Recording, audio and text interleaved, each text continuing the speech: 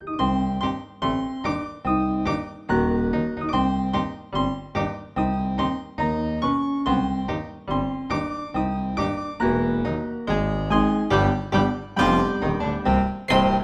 aboard Finding Monster Right. The ship about finding monsters, right? Aye. No, nay, it's a show, it's not a ship. It's a pod ship. Ooh. Hang on, drop the pirate voice. Can we do that? Yeah. Is that a thing? Or a pod ship? Is that like when you ship two podcasts? Okay, fuck the episode real quick. Oh, we're already off the rails. What podcast would you ship Finding Monster Right with? It has to be another podcast. Yeah. That's the first rule. Yeah, okay. We've interacted the most with Kaiju Weekly, but... I don't know if I'd ship us together. No. I'm flipping through Apple Podcasts voraciously. Okay, I'm just looking through our followers and followees, or mutuals. There's that The Gorgon Show, but they're not indie. I don't know.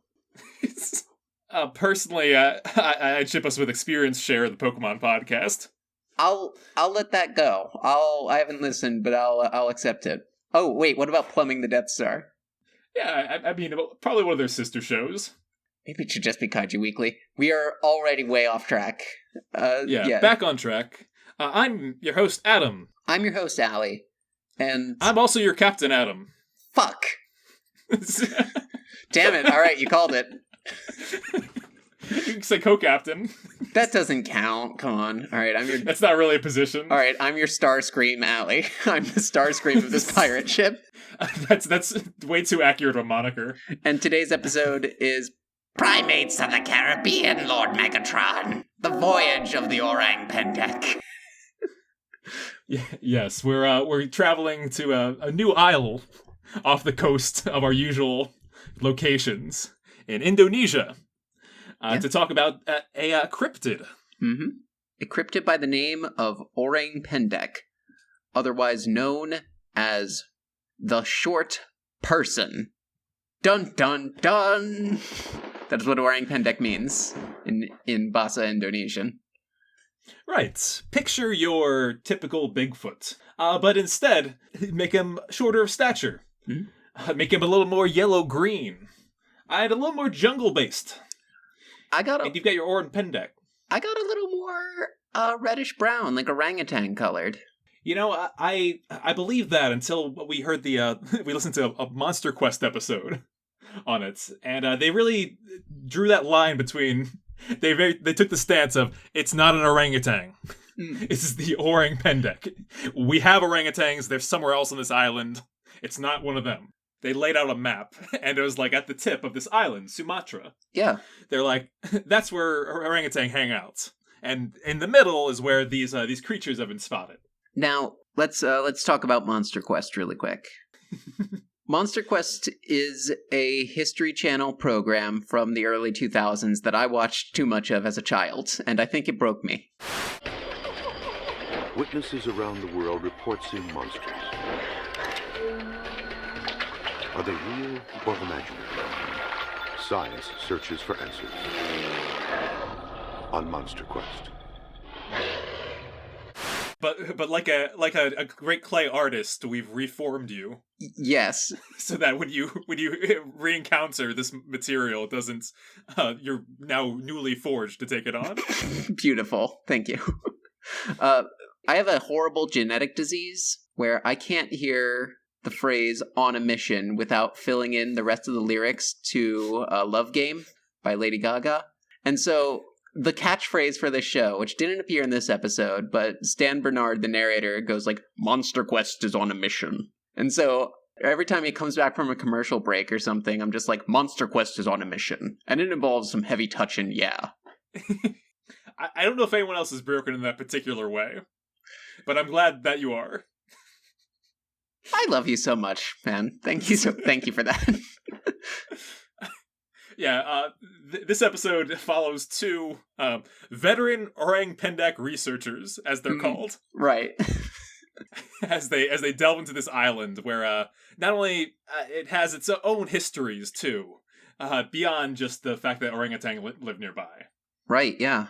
Well, first off, I want to point out that one of these researchers is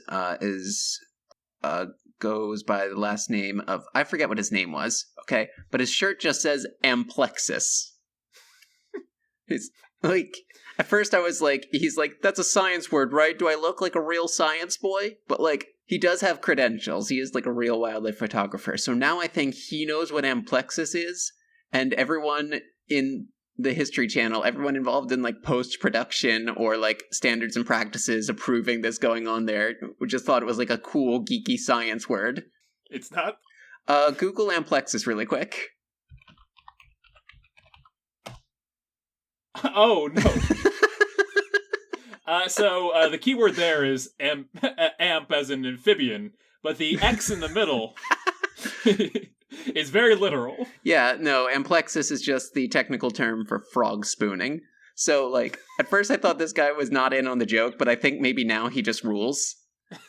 Yeah, I think this is a classic. He knows what's up. Yeah. You know, props to him for getting that past the radar. It's really funny. So, speaking of radar, they've got all kinds of high-tech equipment and gear to try and catch one of these orang pendeks. They do, yeah. Yeah. One of the things that they have are pheromone chips, which I thought was very funny because I was like, you do know that old world primates don't use pheromones, right? That is what they call it. And they also, they describe these creatures as, like, somewhere between orangutan and humans. Like, they said they're very intelligent, they're clearly smart and stuff like that. So, we've got these little chips full of essence. Full of sex smell. Yeah, and like so much so that they like react like terribly to when they hang these up. Oh, like, oh boy! I hope the lady likes a strong man. That tree smells like a sexy lady monkey. Well, you seen my theory is that if these creatures are out there and if these chips do work, they would not work. Yes, at all as intended. Well, here's the thing: old world primates don't use pheromones. Like, these people are not looking for an actual, like, creature that's related to an orangutan or a member of the genus Homo, which we'll talk about in a minute.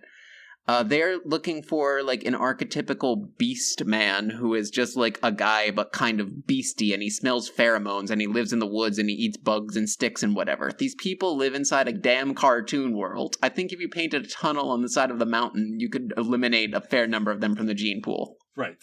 And as you described, they're looking for not just the cryptid, but an ancestor, a related ancestor of humans. Yes. So orang pendek is a creature that has been attested to over a long period of time because, like the pukwudgie and the satyr and the moss folk, short, hairy, sylvan creatures are a recurring archetype across the monster world.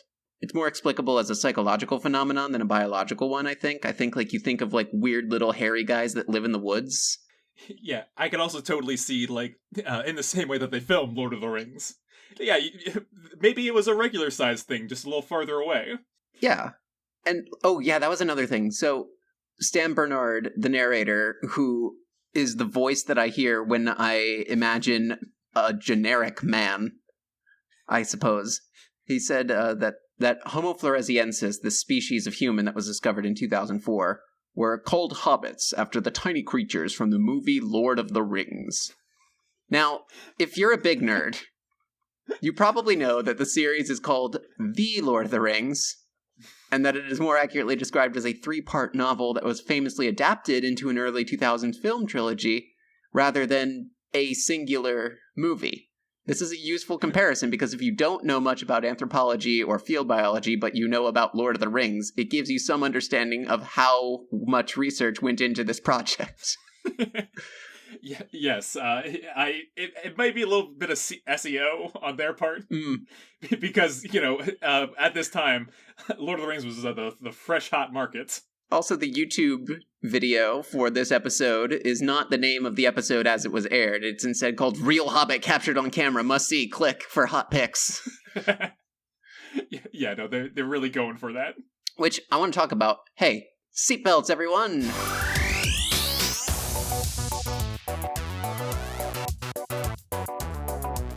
you got some science to drop on us. I do. All right, well, pitch it to it. So, in the episode, they said that Homo floresiensis was a powerful hunter, or whatever they said. There is no evidence that Homo floresiensis was able to hunt adult dwarf Stegodon floresensis insularis elephants. Oh man, that's sad because that's my favorite part. How they killed elephants, yeah. And Komodo dragons is what they also mentioned. Yeah, there is evidence that they were able to use fire, and that they hunted juvenile Stegodon, not the adults, which are still like about 2 meters at the shoulder. And they at least scavenged dragon carcasses, but there's no evidence of direct hunting of that. However... Well, I can get behind that. Yeah. There were also giant rats, twice as big as a normal rat. Would you say that their size is unusual? I would say that's a rodent of unusual size. As you wish. That does mean that they're also 8 times the weight, so, like, I don't know, that's a good meat source. Yeah, I mean, if they have any of the same behaviors as rats nowadays, then, damn, no, that's ever-present good food. I could see Homo floresiensis chowing down on that. So, Since this episode came out, there have been a couple of changes to what we know about this species. For one thing, the discovery of a giant marabou stork called Leptoptylos robustus. So these guys might have been hunted by giant storks. What a crazy fucking world they live in. They got little elephants, little people, big storks, big lizards, and big rats. Yeah, this is a real Wonka town. This is a fucking Wonka on this island. Wonka town is a great way of describing it. Yeah. Interestingly, what we previously thought was that Homo floresiensis was an offshoot of modern humans or something like that had gotten stuck on an island and lost the apomorphic trait of more derived members of Homo of an expanded cranium. So it got dumber. Because they dated it to about 12,000 years ago. The dating has changed since then, and the window is now more like 190,000 to 50,000 years ago. So, it's more of a distant relative than previously thought. Yeah, it fits a little more neatly into the Homo family tree now. Okay. And this whole nonsense of the cryptid... I do have to say, what you're describing to me is sounding increasingly more like a Flintstone situation. Where they live in harmony with all these, maybe not in harmony, but there's a bunch of giant creatures about them. No, that they have to sort their society around. This is definitely It's a Living Island. Right, and everyone, there's little Barney Rubble-sized beings running about. Now, the whole this cryptid is actually a prehistoric animal nonsense. I was thinking about it. It's very neo-colonialist, for one thing, because it kind of takes an existing mythology or a folklore and is just kind of oh, these primitive backwards people that aren't white, they don't know anything. It's probably just a dinosaur, I bet. It's not anything with any kind of cultural significance or a story or something. It's a dinosaur that they didn't know what it was because of how dumb they were. Because, anyway, back to dragons. Yeah, no, I see where you're going with that. It's also kind of backwards scientifically. One of the things that they say in here, one of these quotes that Debbie Martyr throws down about her expedition to Sumatra was, "It started off trying to validate an animal that was here, an animal called orang pendek." Adam, what's wrong with that idea? The orang pendek, parked somewhere incorrectly. he just doesn't know who to pay. Fair. What I was going to say is that it's trying to validate an animal that we know is here. We just got to find evidence. You find evidence and then you come up with an explanation. You don't come up with an explanation and then look for evidence. You don't shoot darts at a board and then paint a target around it. Yeah. You've got your solution all ready to go. Now all you need is a problem. Hammers everywhere, not a drop of nails. I see. They got a chicken and they're like, who knows what'll come out of this thing? No. You think an egg, but go figure. Let's find out. Yeah. This is my big problem with cryptozoology, is that it refuses to graduate from a pseudoscience to a legitimate science, and the way that it could do that is abandoning this whole, pretense of zoology in favor of exploring the psychological aspects of fantastic creatures. And then you're not limited to things that are eyewitnesses report a Bigfoot in the woods. Then you can talk about, what are the things that make a dragon, because there's that theory that they're a mix of, snakes and birds of prey and big cats. Yeah, I think in abandoning the scientific method, they're at the wrong step. Yeah, true. Yeah. So anyway, the expedition is going to Sumatra, not Flores. Which, what? No. What? I freaked out when this happened, where it's anyway, now that we're done talking about Homo floresiensis, we're going to Sumatra. And it's then what was the point of all that? It's only 1,400 miles from Flores. Baby, that is so far. Orang Pendek does not have a boat, baby. No. The orangutans you don't like are closer than the Florenses were. Extremely true, yes. Yeah, I'm trying to get into a perspective on how far that distance is. How, is that a 2/3 of an Australia away? No, a third of an Australia. Well, 1,400 miles. It's 2,000 from New York to LA. That's not close. Okay, so no. There's a reason there's 52 spoken languages in Sumatra, and it's because there's so much jungle and so much mountain that it takes forever to get anywhere from anywhere. So most people just kind of stick in one place and take advantage of the ample resources of their environment. Yeah, and as they discuss, sometimes one of those resources is hollowing out a log and using it as a canoe. Mm-hmm. But that doesn't get you 1,400 miles. Exactly. So, neat fact about their big plan here. One of their big plans is they're going to get a footprint cast, and they're going to send it to Dr. Geoffrey Meldrum. Who's from Cambridge, England. Who's from Cambridge, England. The University of Cambridge, England, as opposed to the University... Well, there's a Cambridge in Massachusetts. Okay, fair. Yeah. Well, I believe it did say university. I mean, I think they implied it, but he might be work on the gardens there. I don't know. Geoffrey Meldrum's an established guy. Geoffrey Meldrum's a big cryptid guy. We got our Dover Demon Monster Monday tweet, a response from Lauren fucking Coleman, and my heart stopped. I fangirled. As skeptical as I am, I was Lauren Coleman retweeted us! Ah! Oh, well, Geoffrey Meldrum seems like a pretty... I'm looking up his stuff right now. He's an expert on foot morphology and locomotion in primates. So, okay, yes, he's the guy to go to. He is the Bigfoot footprint cast guy. Now, Have you seen a sun bear's foot, is my question. And that's kind of what this episode posits. They talked up, because that's their other top contender for what could be people could be seeing around here. And there's a little tiny bear that lives on the island. It's called the sun bear. That's a very cute way of putting it. That sometimes hobbles around on 2 feet. Now, like a biped. Now, Adam, have you seen a sun bear? Just Google sun bear footprint. I'm looking at a picture here. I didn't know this about these guys, but that is a real person-looking sort of foot. Yeah, they showed it off in the episode, and I'm like, no, that's a... Yeah, it looks like a little tiny baby person foot. Aw.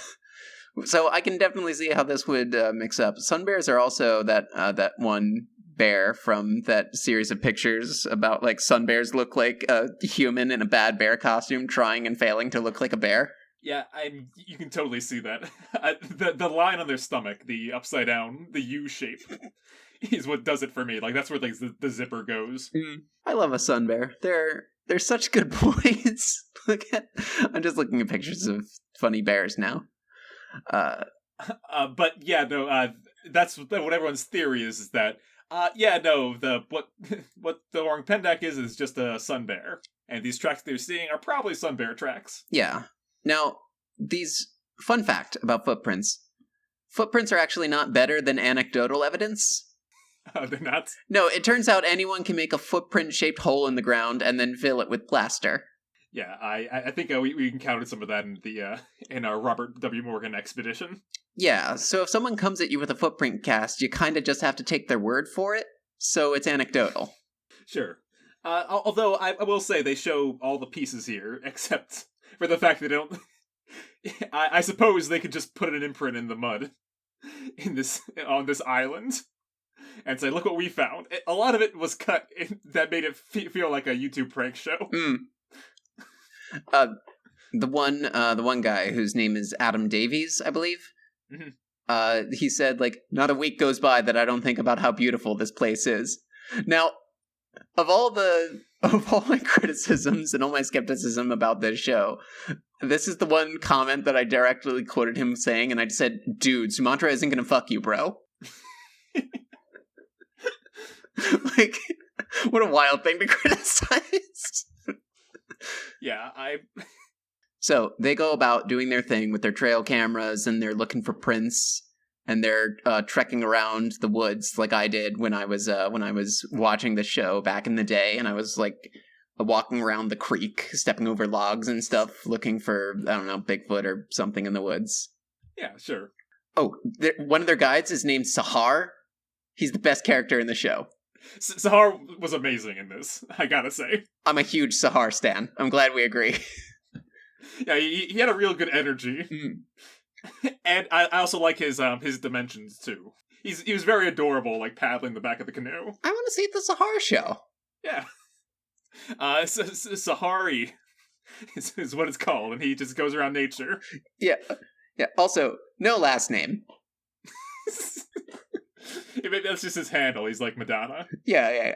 I mean, they did that before, where it's like one of the guides for the expedition has seen the creature. I was like, do you have a name? No, we're just going to call him one of the guides. He's just one of the Oompa Loompas here in this. I guess he isn't, like... It's the neocolonialism in the whole, like, great white explorer going out and looking for monsters is very much on display in this show, and it makes me truly question if I should have been watching it when I was a kid. Yeah, it doesn't help that that was one of our protagonists is just named Adam. That was... Yeah, I know what that feels like. That sucks. I'm sorry. No, I see it. And this was... So, a lot has changed in the... 14 years since this has aired. Yeah. I will say that Holden and Davies, who are the expedition people, they are more competent than the Mokele-Mbembe explorers that we saw in the Mokele-Mbembe episode that I did as research for that one way back. Which... I want to pitch something. Okay. I feel like there's two different kinds of cryptozoologists. There's the I want to have sex with an ape man kind.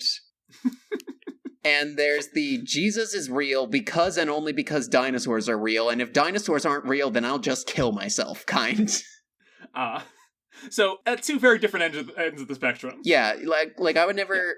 Conservative and liberal is how we might describe that. I suppose, yeah. Like I would hang out with Bigfoot guys. I would not hang out with living dinosaur guys. Mm-hmm. Yeah, no, I see the distinction between them. So to sum up their adventure parts, they leave these old school 2008 cameras that take time-lapse photos around. They find some footprints, they make some casts. Send them off to Dr. Meldrum. I looked at it and I was like, it's a bear. And Dr. Meldrum's like, well, it's a bear. Yeah, and it did not match his previous cast. Yeah, which the previous cast also looks like... I mean, it did rain twice while you were there, my guys. Right, and so it was kind of a lot for naught. Yeah. Their adventure. I like that they called the orang Pendek OP. I have that in my notes too. It's a really chill name. I just kept shouting at the screen like, where's the missing link, OP? If OP is out there, he's not a sun bear. Yeah. And I do want to say, I did actually dig the conservation angle that they shoehorned in at the very end there. Where they're like, oh man, if we don't know that orang pendek exists, then like we've super got to protect this environment because like we might be missing out on something we don't even know about. Like that actually ties in. Go ahead. I would say it's really cool because the whole thing takes place on a national park. Yeah. It ties in the charismatic megafauna approach to conservation engagement. You know, like there might be these super important snails or whatever in some place, but like it's hard to say save the snails. But if there's tigers living there too, then you can be like save the tigers, and people get it. You need a mascot that is a big boy. Yeah. So if the mascot is like something unknown that we might miss out on if we're not careful and we don't do something right now, that's actually quite beautifully constructed. And at this point in my notes, when I was writing that down, I said, dude, Monster Quest isn't going to fuck you, sis. Nice. Oh, God, let's see, what's it go? All right, but, okay, that's the end of my notes, too. Good. We are done with the nonsense, and now it's time to find, to turn him into a pirate. Yeah, so I think this premise began when we were talking about how it was the beach culture angle. Yeah. Right? The Margaritaville, Parrot Head, kind of taking it easy version of island life. Because what OP is currently doing, like kind of running from researchers in the middle of the jungle, can't be real fun. No. No, he should have the freedom of more islands. And what better way to do that than to take to the high seas? Exactly. Yeah. So, hence, Primates of the Caribbean, Voyage of the Orang Pendek. We did a couple Jimmy Buffett titles. I like Banana Daydreaming, Son of a Simian, A Primate Looks at 40. There were options. There were. But we said to ourselves, like, how we can't get too much closer to pirates and monkeys on islands. Yeah. So, we're going to trick the Orang Pendek into settling on an island in the Caribbean and just kind of hanging out on, like, the Jimmy Buffett lifestyle. Like, it's hard in the jungle. It's hard living. Yeah, they're always on the move, as they were described in the episode. So, and that's a tough lifestyle. Yeah, you gotta, and you deserve a break. You deserve a vacation. Come to the Caribbean, which is a lot less heavily forested than Sumatra and with fewer places to hide. This is how we're going to get them. Yeah, we're going to be, our photographer friends are going to hide in, like, the behind the palm trees. Yeah. Yeah, but I think a selling point is that because he has this kind of forager lifestyle, whatever he encounters and comes across, what better method than this beach bum life? It's 5 o'clock somewhere. It's always, which means that there's always readily available food and beverage. Yeah, that's true. There are monkeys in the Caribbean that are like introduced there that just like steal people's drinks and stuff. I don't blame them. That's what I do. Yeah. Oh, Orang Pendek could just be like the king of those guys. Yeah, in a very what's the guy in King Louis way? Oh, extremely King Louis, actually. King Louis's got the Orang Pendek like lifestyle down pat. Yes, because he can rule over any of these island homes. Do we think the Orang Pendek could start like a pirate crew with these monkeys as his crew? I think monkeys are very adept for life on seas. That's why pirates have them, right? Yeah. Did pirates have monkeys? Like they did in Pirates of the Caribbean? I don't know if that was in real life, but sure, yeah. Let's go with it. Let's go with it. Is where I'll take it. No, I mean they're good at undoing rigging and stuff like that. They can climb up the crow's nest real easy. Mm-hmm. I think a monkey can do one job if they're paid well. I understand what you meant by that, but it did sound really weird. Fruit spoils easily, right? Aye. We can't have a bunch of fruit on a ship. I mean, you have to have some fruit on a ship. That's how you prevent scurvy. Bingo. Okay. Preventing scurvy means that there's fruits, which means that monkeys can survive. Wait, can primates even get scurvy? Good question. Because I know that we can't produce vitamin C by ourselves. We need to get it from food, and that's not true of every mammal.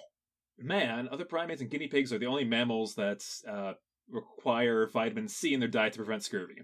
So, yeah, monkeys are in the same family. Notably simians and tarsiers. Okay. Yeah. So pretty much everything bigger than lemurs and lorises, anything closer to us, cannot produce vitamin C. Yeah. So, this was a trend for an old internet question. Not an old internet question, but if they fought ninjas, who do you think would win? No. I want to get into pirates. This. Would you rather fight a chicken every day or once a year fight an orangutan with a sword? Chicken every day. I would lose to the orangutan. Yeah. Some people don't realize that, but how powerful and dangerous orangutans can be. I mean, no skill. No skill. But if they were smarter, and orangutan are the second smartest creature on Earth. That's everything about that's debatable. Okay. I do work with an orangutan. I work with a pair of orangutans at the zoo, and Sugi and Tua are some smart cookies. Let me tell you. Okay, so there's some of the smarter creatures of the animal kingdom. Yeah, Sugi always hides under a blanket because of the sun, and just because he likes doing it, and he taught Tua how to do it, and it's very cute. That is adorable. It's pretty great. If I think if orangutan capable of learning sign language. Would be capable of learning sword work. It seems like you're invested in this. And not only that, but they have the strength of more than, 7 men or so. Like, lift 500 pounds. That already sounds like... Are any of these facts close to truth? Sure, whatever. That already sounds like, having the strength of 7 men, that already sounds like some kind of piratical exaggeration. Yeah, so I guess what I'm getting at is that an orang pendek, somewhere between that orangutan powers and those of a human, might be a truly capable pirate swordsman. Orang pendek on deck. We missed out. I'm just hitting home run after home run with these titles. Yeah, no, we're no loser titles from here on out. Honestly, we're committing to gold only. We're pirates on the search for gold. Aye.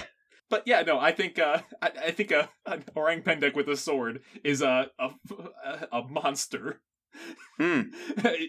Is dangerous and capable of leading a crew of other primates. Very true. However, we have now negated our our initial premise of getting the orang pendek found, because he's gonna find our hidden cameras, and he's going to take to the high seas to try and get away.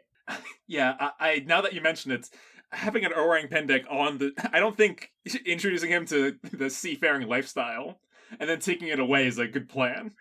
Although, imagine the legend of the ghost ship that's just just crewed by a bunch of monkeys.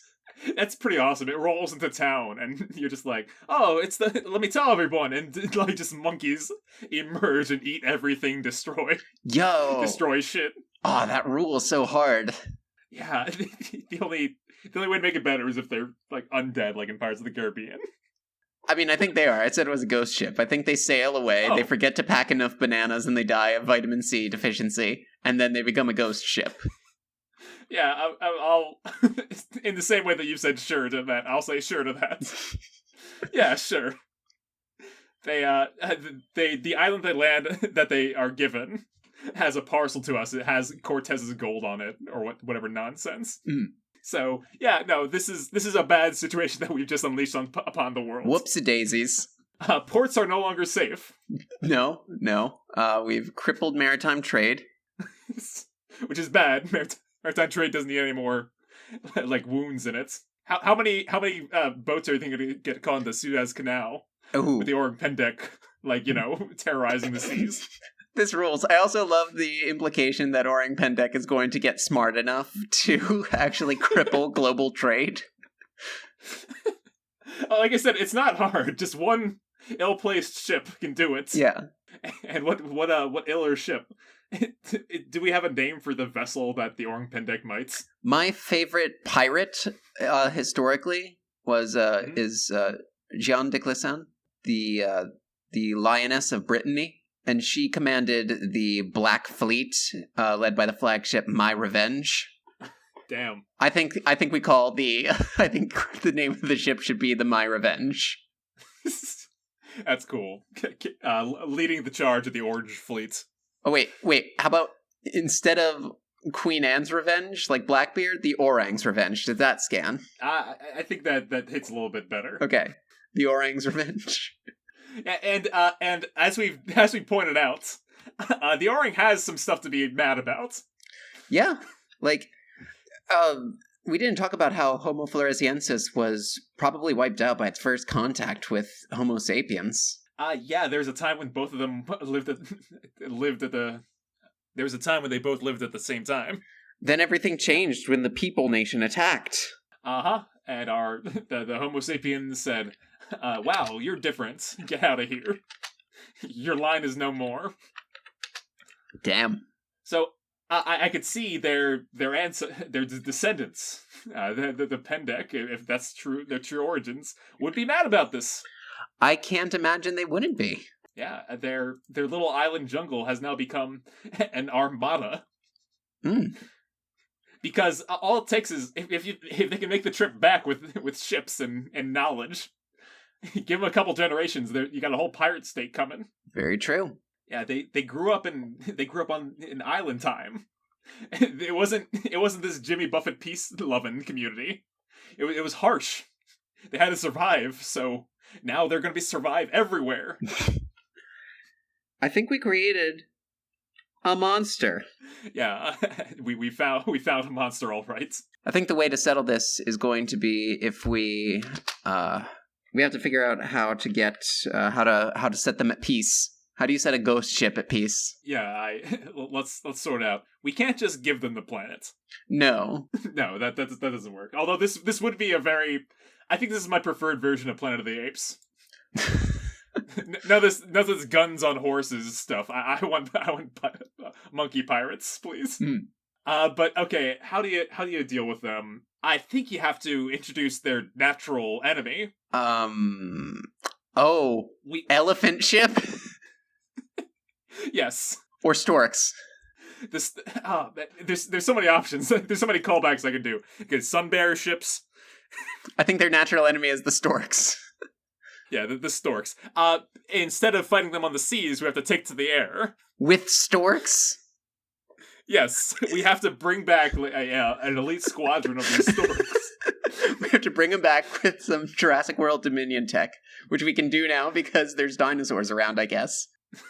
Yeah, no, we clone enough of these big old storks, and then just set them off. They don't have anywhere to run. They're fishing a barrel on that ship. Yeah. And then we'd have to probably deal with the storks, but I think we can coexist. We can, yeah, there can be peace between our peoples, between the stork people and the people. Oh, wonderful. So a quick question about the Orang Pendek. Uh-huh. Therapy animal, or needs therapy? Needs therapy. You think this pirate lifestyle left some deep-rooted scars? You're running away from your problems instead of confronting them. And here's our therapy. Kick back with a nice cold margarita. That's not therapy. and take some medication. Okay, that's closer to therapy, but it is also not really therapy. No, it probably can't be an alcoholic beverage. Now, murdering someone with a bunch of storks, that's therapy. I've always said. Right, I was hoping we could bring back to getting them to wear Hawaiian shirts, but I don't think it's going to happen. Honestly, that would be nice. Yeah. Maybe, like, they set up a little pirate kingdom, like, on some island somewhere.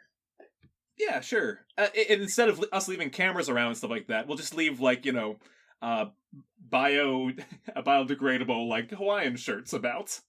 If they find them and they like them, they can keep them. If not, they'll just go back to Earth. Yeah. I think we did good. I've lost track.